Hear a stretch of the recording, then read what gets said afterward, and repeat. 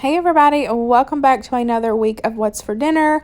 I have got a couple dinners for you guys. If you follow me on Instagram, you know that I have been really busy, but I still try. I've still been cooking, I just have not had time to film, but here's a couple recipes that I have filmed. So for this first one, I'm just going to be making some chicken and broccoli along with some fried rice. I had lost a couple clips of this. I accidentally deleted them, but I have made this before on my channel, so y'all have seen it several times. But at the very beginning, y'all see me make some yum yum sauce. I've talked about it before. It's very good. I'll have the link to that recipe linked in the description box. But here's my plate. The sauce that I put on the chicken and broccoli is General Tso's, and that just comes in a jar. For this second meal, this was one of the days that we were super busy, so I had a butternut squash. I just peeled it, chopped it up, diced it up into big chunks, and then I added some dollops of, or some pads of butter. I also added some balsamic vinegar, and then I added some brown sugar, and I just cooked that in the oven until they were fork tender. I really can't remember how long, but I know it was at 425. So 425 for just till they're fork tender. They were really good. I did get them out a couple times, and just move them around because that butter and the brown sugar is going to start making a syrup, and you want to make sure that all of those are really tossed into all of the butternut squash. And y'all, this was really good. It reminded me a lot of squash. It reminded me a lot of sweet potato, but the only thing difference was just the texture. The butternut squashes was just a little bit, texture was just a little bit different, but I really enjoyed it, and I would definitely make it again. And then along with this, I served, I pulled out some pulled pork that I'd had in the freezer. I just thawed it out a couple days before, and then I popped that into a pan just to heat it up. And then I also fixed some, what am I trying to say? Some fried okra. You can find fried okra for us at Walmart in the freezer section with the rest of the veggies, frozen veggies. They have the breaded okra. I've tried it in the air fryer. It did not turn out, unless I just did something wrong, or it just didn't turn out. And so that was the previous time before. So this time I went ahead and just put a pan on the stove, heated up some oil, and then just fried them that way.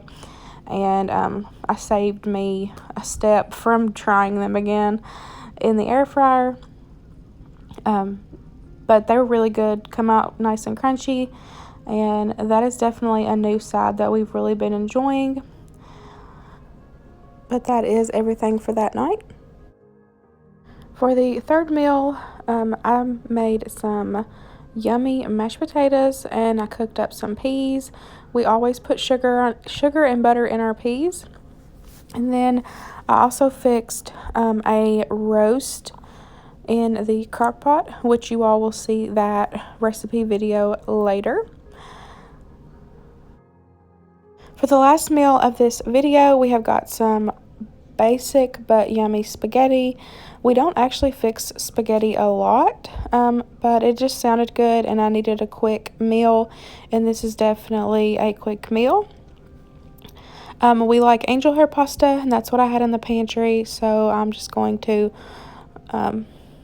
boil those.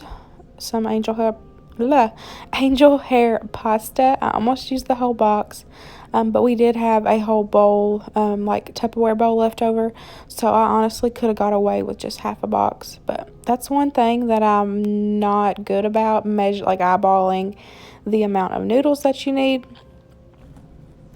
And then for the spaghetti sauce, I just browned up some 1.5 pounds of hamburger meat. If y'all followed me for any length of time, you know that is how we portion out our hamburger whenever we freeze it. So like I said, that's 1.5 pounds. I just browned it up, drained the grease. I always drain the grease unless it's like 90 lean, then, you know, there's not much to need to drain. There's like barely anything to drain, but you all will always see me drain the grease. That's personal preference. We do not leave the grease in there. I've gotten a few comments on I should leave the grease in there. That's, like I said, that's your all's opinion. Personal preference. We do not leave the grease in there. I tried out a new spaghetti sauce, and I picked up the Pioneer Woman, the 4 cheese, and I was actually told by Missy, Love Missy XO, that this was amazing, and she was totally right. This pasta, this sauce was very, very good.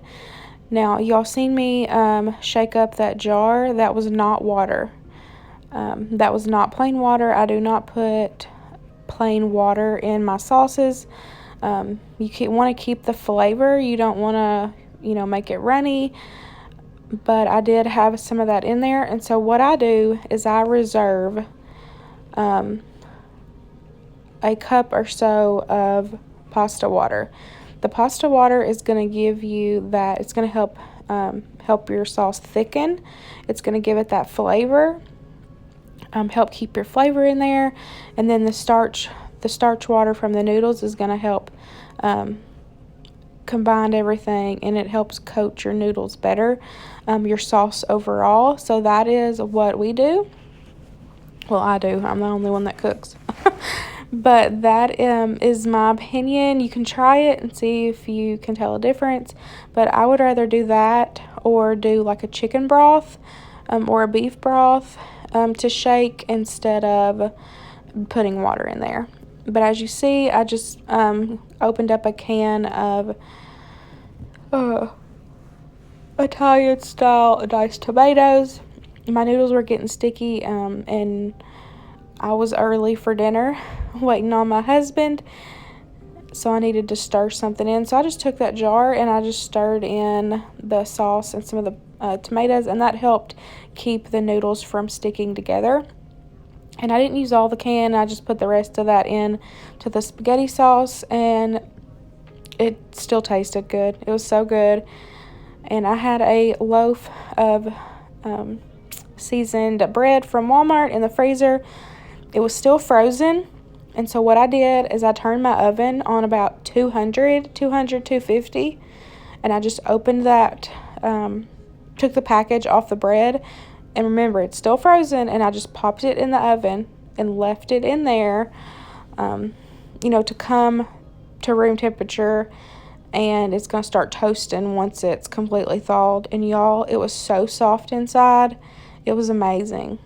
That is how I'm going to forever. If I have frozen bread like that, that's how I'm going to do it, because it was so good, so soft. The outside, the crust was really crunchy, and it was so, so good. Y'all seen me add in some cheese slices. Unfortunately, I was out of Velveeta. I know that is absolutely terrible, but since I didn't have any of those Velveeta cheese sauce packets, I just threw in about 4 or 5 slices of cheese and melted that down in there. But this dinner was really easy and delicious. Like I said, we don't have spaghetti often, and so this was really good, something different. But this ends this week's Dean Dinner video. I hope you all enjoyed this video. Don't forget to give this video a big thumbs up. Please comment down below, subscribe if you're new, and I'll see y'all later. Bye, guys.